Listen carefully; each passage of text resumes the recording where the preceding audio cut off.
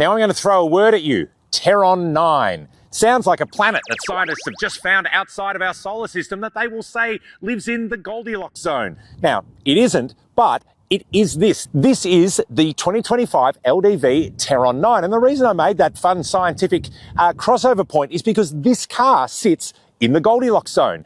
It is a size and a half ute. It's bigger than a standard ute like a Hilux or LDV's own T60, but it's smaller than the large American utes like the Ram and the Ford F-150. Now, for that mid-size range, you get obviously more space. You get a new engine with a bit more power. You get lots of equipment. But importantly, with the Terron 9, you get it at a pretty bargain price because this starts at around $50,000, a price that you can't even get into some of the other big name utes. Is that going to be enough for the Terron 9 to really make its mark on the market? Well, let's find out.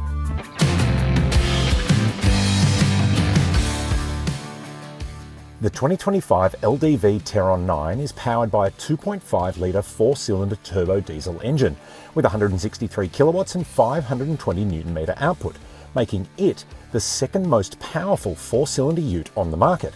Fuel consumption is claimed at 7.9 litres per 100 kilometres on a combined cycle. It runs an 8-speed automatic transmission to all four wheels, has a rear differential lock and low-range gear setting, plus it features disc brakes on all four wheels. Payload is rated at up to 1,100 kilograms with a 3,500 kilogram tow rating and 6,500 kilo gross combination mass. There are two trim grades, Origin, like our car, and a higher specification Evolve. Pricing starts from $53,674 drive away for Origin and steps up about $5,200 to $58,937 drive away for the Evolve. That said, ABN buyers can score a special introductory offer, which sees the Origin positioned very sharply at $49,990 drive away. There are 6 colour choices and all models have a 7-year 200,000 kilometre warranty and 12-month or 15,000 kilometre service intervals.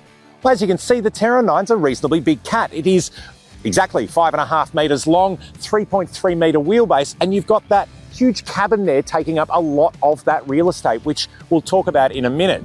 What you will also notice is the design of the Terron 9 is tub only. So this cannot be converted to a cab chassis. If that's something you want to do, you will need to shop elsewhere. But for a lot of work and play buyers, which is who LDV are targeting with this, it kind of works because you do get a well-integrated cabin, a rather large tub. But the key thing here is this is a car that will work for you for work and play. And we know that that's where a lot of Australians are heading. If you're wanting to buy an LDV Terron 9 or perhaps cross-shop it against other utes, head over to Drive Marketplace, where there are thousands of new and used cars for sale right now. I'm really keen to hear what you think about the design. Let us know in the comments below. But before we jump in, a couple of things. You've got LED lighting for both low and standard beam on these stacked headlights that do kind of tie into that Americanization of design. You get this rather large, rather textured grille at the front, which, you know what, in the metal, actually kind of works. But then you get these things here, which do look like reflectors from where you're watching, but it is just orange plastic. And below, you get an aerodynamic wind deflector for under the car, like you see on an F-150. So there's definitely a lot of US design inspiration coming through on the Terron 9. Let's have a look at the cabin. Well, the first thing you notice about the Terron 9's cabin is the space. It is huge in here. Very wide, very airy, not a bad thing. The other thing I really like is in this entry-level model, you get cloth seats, and they're super, super comfy. But I tell you what, for your 50 grand or rough spend, you do get a fair amount of equipment in the LDV Terron 9. There are a pair of 12.3-inch widescreen displays, a DAB digital radio tuner, and support for wireless Apple CarPlay and Android Auto. There are 4 USB ports, both A and C, and the Evolve adds an 8-speaker JBL sound system to the mix too. The driver's seat has power adjustment in the Origin, with the Evolve adding heating, ventilation and massage functions for both driver and passenger, and even heating for the rear bench. Okay, so things we like about the interior here. First of all, you've got twin phone holders on this nice little fake suede here. It could probably be a wireless charger in the future. You've got a stack of storage as well. 2 cup holders, big tray, big console. So lots of ticks. There are physical buttons. Massive tick. Most of them are for the air conditioning. You do have a door lock and unlock, but none of them are for volume. You do have volume controls here on the steering wheel, but for the passenger, you have to access the screen, swipe it down and access it there. Not ideal, but again, not terrible.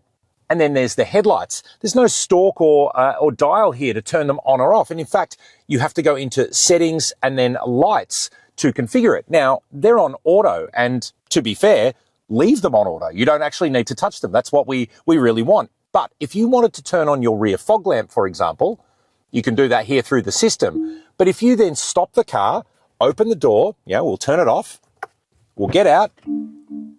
Oh, we've left our lights back on. So you've got to then go back in, turn the car back on, go back into the setting here to turn lamps back to auto just because of doing that. So again, minor really. How often do you use the rear fog light unless you drive a first generation Hyundai Excel? The idea is maybe sort out some of that usability. But generally, just put them on auto and you don't have to worry about it. Now, just a couple of things while we talk about the media system. It's quite fast to interact with. You can swipe across the bottom for some shortcuts here. You can even change the desktop picture depending on your mood. You've got a couple of cool applications as well. There's obviously wireless CarPlay, as we've seen and talked about. You've got the ability to stream Amazon Music if you have. You've got a weather thing that ties into the car's GPS. But the cool one is the off-road expert panel. Now here, you've got some pretty good things. You can use the invisible car camera setting to basically, if you're doing some tricky stuff uphill, you can work through that. You've got vehicle status, so you can see where there's things that are locked. You can see if your locker's on. You can see your tyre pressure monitoring, which is something you get in this car that you don't get in higher spec other vehicles as well. You've even got a weight sensing function here, which you do have as an option on a Defender. So again, well equipped for the price particularly, but quite clever in the way that it's been implemented. You've even got a really cool off-road history, so you can see just how long you have driven up a maximum 35-degree slope. This car has done nearly 11 kilometres up a really steep hill.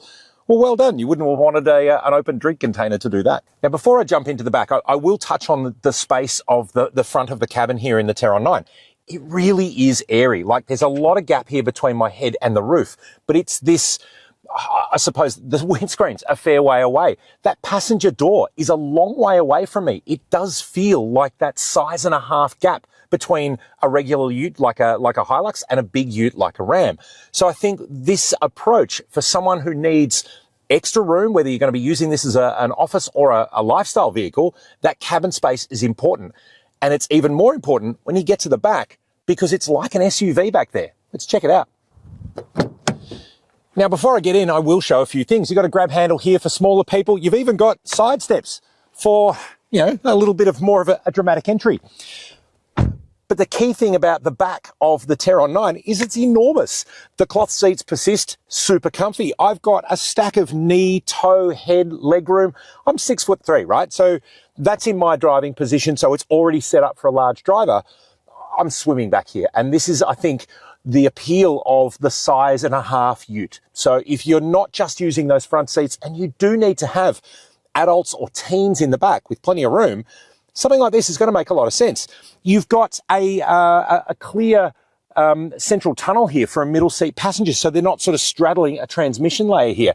We have had three of us sit in the back, and it was very platonic and close, and we're all now, thoroughly bonded, but it wasn't too bad.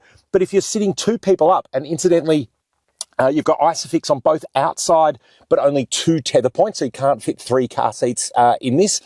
But there's a stack of room across the cabin as well. So for a 4-up car, it really does work like an SUV. And there's some handy other features too.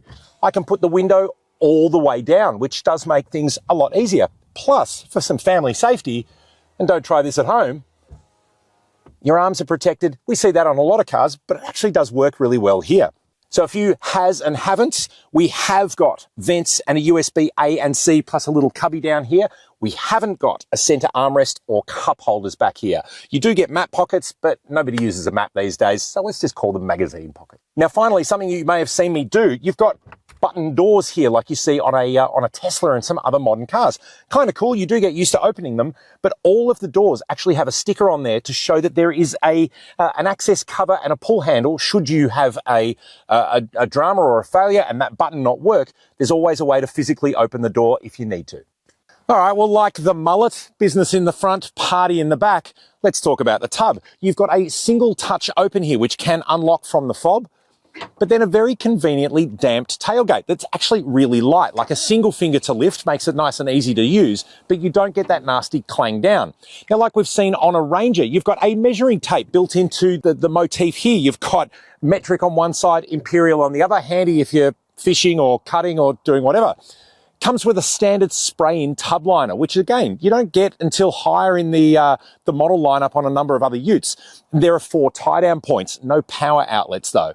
In terms of measurements, the tub on this thing is square. It's roughly 1600 mils in each direction. You can fit a standard pallet in the back, which used to be the Amarok's sort of reason for living, but it is now a pretty standard thing, should you have a bunch of pallets hanging around anyway. But there is a lot of space. You will be able to get accessories as the Terron 9 starts to fill showrooms as well. So if you want lockable covers and other things like that, they will follow in due course. Enjoying this clip? Don't forget to hit like and subscribe to stay up to date with all of the latest car news and videos at Drive. Well, first things first, let's have a look at some high-speed highway driving, because in all reality, this is where you're going to be spending a lot of your time.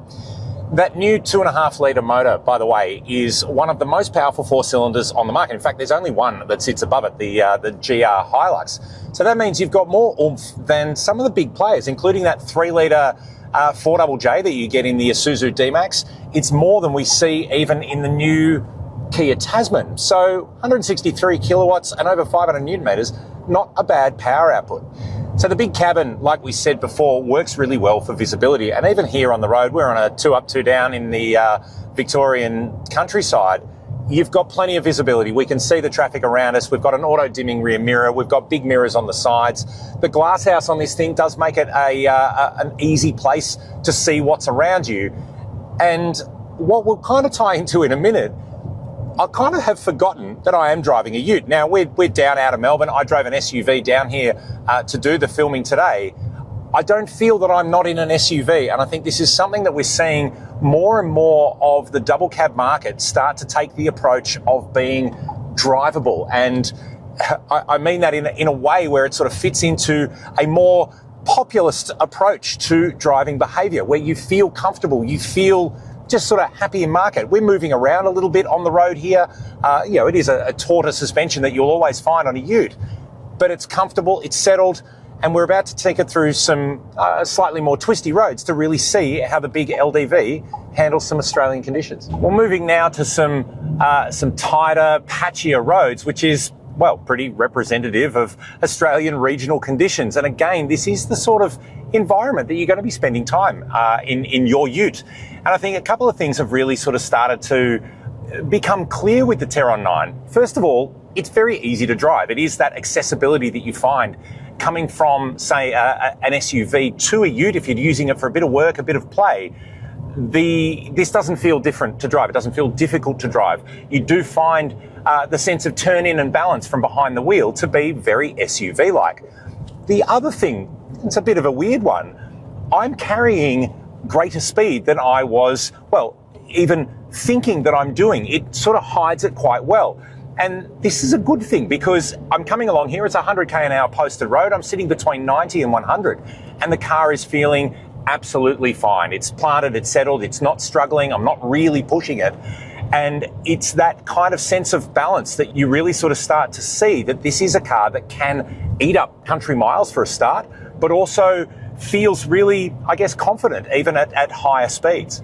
Now, transmission-wise, you've got an 8-speed automatic here. I think it is a ZF unit. But again, the car has sort of elected to step to 8th gear as quickly as it possibly can to try and minimise fuel consumption. Now, in terms of fuel consumption on the highway, for sustained 100k an hour, we've been sitting in that sub 10 range. So anywhere between sort of 7 and 9. And if you're good at maths, you'll know that's an average of 8. But it's around there for what we've found. Obviously, we will test the car for a bit longer. We'll give it a bit more of a go with something on the back. We'll give it a bit more of a go with a load in it. But first looks, do you know what? Things are doing okay. And one of the things that we see out of some of these new brands and emerging brands, the speed of development is very, very impressive. And I think the change from the T60 to this thing from LDV shows the amount of work that's been put into it. But quite often we do find the engines are perhaps a little underpowered. Not so here, but again, Not so here with no load, no tow. So let's see what it's like. But first impressions, it's efficient, it's punchy enough, and it certainly tours just fine. Now, part of our testing is actually taking place at the Old Holden Proving Ground, which was developed to simulate Australian natural road conditions. So these are very imperfect roads, and they are designed to try and test the cars rather than just make them smooth as silk. And we've got a section here with a series of oscillations. And it's like I was speaking about before, with the way that the Terron 9 just manages change in, you can see we're sort of jumping up and down. We've got not a small load in the car, but not a big load either.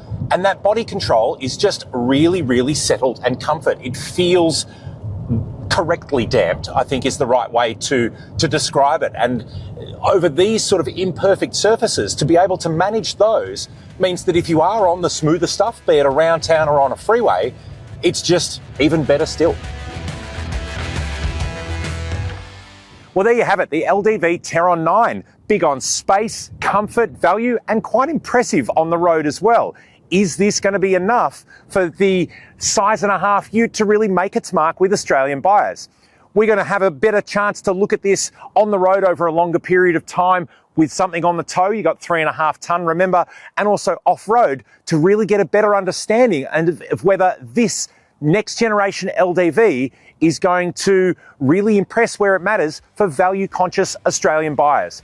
Until then, though, if you've got any questions, let us know in the comments below. And of course, if there's anything more you want to find out about the LDV Terron 9 or the ute or SUV or passenger car market in general, head on over to Drive.com.au.